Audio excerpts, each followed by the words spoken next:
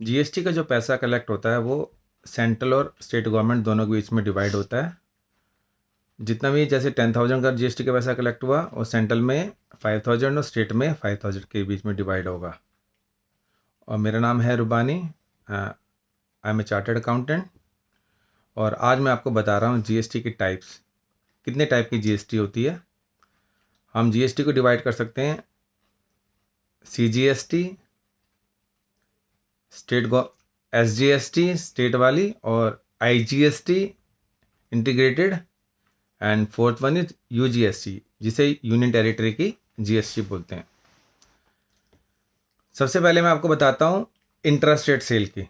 जब भी आप इंट्रा स्टेट सेल करते हैं तब इसके अंदर intra state means within the state sell करते हैं तो जितना भी जीएसटी होता है, सपोज हमने 1 लाख की सेल की और 10% का रेट है 10,000, तो उसमें एसजीएसटी भी आएगा और सीजीएसटी भी आएगी, यानी कि 10,000 स्टेट गवर्नमेंट और सेंट्रल गवर्नमेंट के बीच में डिवाइड हो जाएगा, 5,000 ईच। अगला होता है हमारा इंटरस्टेट। इंटरस्टेट में क्या होता है? इंटरस्टेट के अंदर होता है एक स्टेट से दूसरे स्टेट में आप गुड्स की सप्लाई करें तो उसके इसमें आईजीएसटी का कॉन्सेप्ट आता है। तो इंटीग्रेटेड जो गुड्स एंड सर्विस टैक्स होता है आईजीएसटी आता है। जो आईजीएसटी के थ्रू जो कलेक्शन होता है टैक्स का वो भी स्टेट गवर्नमेंट और सेंट्रल गवर्नमेंट में इक्वल अमाउंट में बढ़ जाता है।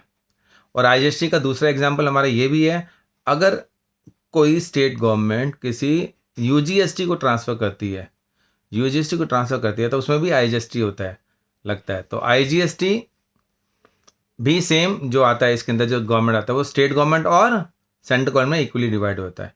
और एक अलग टाइप का जो होता है यूजीएसटी, वो यूजीएसटी कहते हैं अगर विद इन यूनियन टेरिटरी ही अगर हम सेल कर रहे हैं, विद इन यूनियन टेरिटरी जैसे अंडमान निकोबार, दमन एंड दीव, चंडीगढ़, अगर इसके अंदर एक पर्सन दूसरे पर्सन को सेल कर रहा है तो वहाँ पे यूजीएसटी आता है। तो यूजीएसटी और दूसरा क्या था सीजीएसटी सेंट्रल गवर्नमेंट वाला, तो वो डिवाइड होता है उनके बीच में। तो ये यूजीएसटी यहीं पे आता है, अदरवाइज यूजीएसटी और कहीं नहीं आता विद इन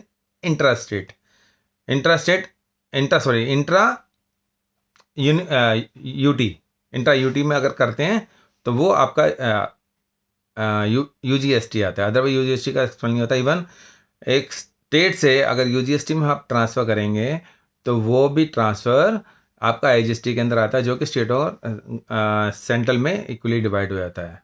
ये चीज़ें हैं जो हमारी सीजीएसटी, एसजीएसटी, यूटीजे, आईजीएसटी, ये चीज़ आपको ध्यान रखना है। और 5% टू 28% का रेट है, मैक्सिमम जो डिवीज़न हो सकता है 14% ईच का हो सकता है। तो इस चीज़ का आपको ध्यान रखना है। और इस चीज़ का ध्यान रखते हुए आपको जैसे कलेक्शन जो है, कलेक्शन में जो आपको ये बताना नहीं होता किसको कितना देना है, आपको सिर्फ एंट्री करनी होती है। आपको एंट्री सीजीएसटी एसजीएसटी करनी होती है जब आपका इंट्रा स्टेट सेल हो, आपको आईजीएसटी की एंट्री करनी पड़ती है जब आपका इंटर स्टेट सेल हो, आपको यूजीएसटी की एंट्री करनी होती है जब इंट्रा यूटी स्टेट सेल हो। तो ये चीज़ आपको करनी होती है। बाकी का काम डिवीज़न का स्टेट गवर्नमेंट और सेंट्रल गवर्नमेंट का तो अपने आप डिवीज़न करते हैं, उनकी भी रिकन्सिलेशन होती है, रिकन्सिलेशन के थ्रू उनकी रिवेन्यू शेयरिंग होती है। तो रिवेन्यू शेयरिंग इस तरह से, रिवेन्यू शेयरिंग में डीलर का कोई हाथ नहीं होता, डीलर को कुछ नहीं लेना देना उससे कि रिवेन्यू शेयरिंग सेंट्रल गवर्नमेंट और स्टेट गवर्नमेंट कैसे कर रहे हैं। तो ये जीएसटी के हमारे टाइप हैं, CGST, SGST, IGST and UTGST. तो ये चार चीज़ आपको ध्यान रखनी चाहिए इस तरह से कैसे करते हैं। और इसमें मैं आपको एक चीज़ और बता देता हूँ कि जैसे एडजस्टमेंट कैसे करते हैं। जैसे सीजीएसटी, एसजीएसटी और आईजीएसटी है सपोज करो, तो जो स्टेट गवर्नमेंट का होता है एसजीएसटी होता है, एसजीएसटी से सेटअप हो जाता है और साथ में आईजीएसटी से भी हो जाता है।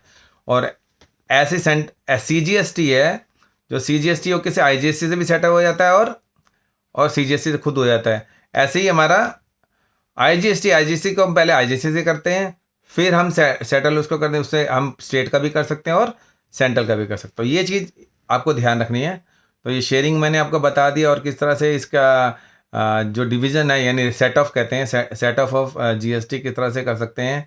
और आपको ये इसमें पता है कि अपनी जीएसटी और 1 के थ्रू आप अपनी सेल्स फीड करते हैं जो कि GSTR 2 में पॉपुलेट होती है। उसके बाद आप GSTR 3 भी बनाते हैं। GSTR 3 में आपने जितनी सेल की और जितना आपने परचेज किया है, जो आपके GSTR 2 के अंदर पॉपुलेट होती है, उसका डिफरेंस को आप पे कर देते हैं सेंट्रल गवर्नमेंट को। ये चीज़ आपको ध्यान रखनी है।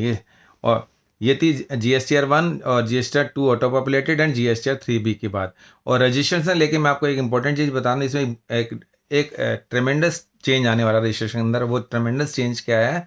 नॉर्मली अभी हम रजिस्ट्रेशन करते हैं सिंपल आधार बेस पे कर देते हैं। अब जो रजिस्ट्रेशन होने वाला है वो आपका बायोमेट्रिक बेस होने वाला है। That is very very important for you. और ये अभी ट्रायल बेसिस में गुजरात से स्टार्ट हुआ है और इसमें फिजिकल वेरिफिकेशन भी हो रही है। जैसे वैट में होता था, हमारा सर्विस टैक्स में होता था, उसमें फिजिकल वेरिफिकेशन होती थी। इंस्पेक्टर आपके यहाँ विजिट करता था, वेरीफाई करता था कि वेदर दिस कंपनी और इस्टेब्लिशमेंट इज एग्जिस्ट और नॉट।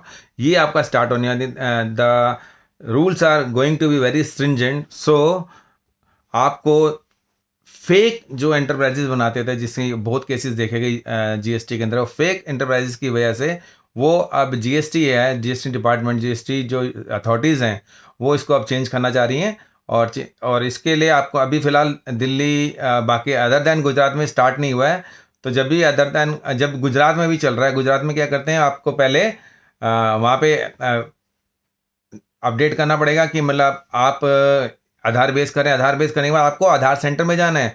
आधार सेंटर में जाके आपको अपनी फ़ोटो देनी है, आपको बायोमेट्रिक अटेंडेंस देनी, फ़ोटो खिंचवानी है और बायोमेट्रिक आपको फिंगरप्रिंट देंगे। वो अपडेट हो जाएंगे automatically to the GST authority और तभी आपका वो वेरीफाई होगा। तो आज को मैंने थोड़ा इंपॉर्टेंट कॉन्सेप्ट आपको बताया। अब ये इंपॉर्टेंट कॉन्सेप्ट आप ध्यान रखिए क्योंकि ये इंपॉर्टेंट है। और इसमें आपको शेयरिंग के बारे में बताया मैंने, और दूसरा मैंने बताया GSTR 1, 2 और 3B के बारे में बताया। और मैंने इंट्रा सेटअप बताया किस तरह से हम IGST, CGST और SGST का सेटअप कर सकते हैं। और दूसरा मैंने आपको बताया GST के जो रजिस्ट्रेशन का प्रोसेस है, रजिस्ट्रेशन का प्रोसेस बहुत स्ट्रिंजेंट होने वाला है, बहुत ही मतलब स्ट्रिक्ट होने वाला है। तो उसमें आपका कंप्लायंस बहुत ज़रूरी है। और अगली बार मिलेंगे नई इन्फॉर्मेशन के साथ, नई जानकारी के साथ।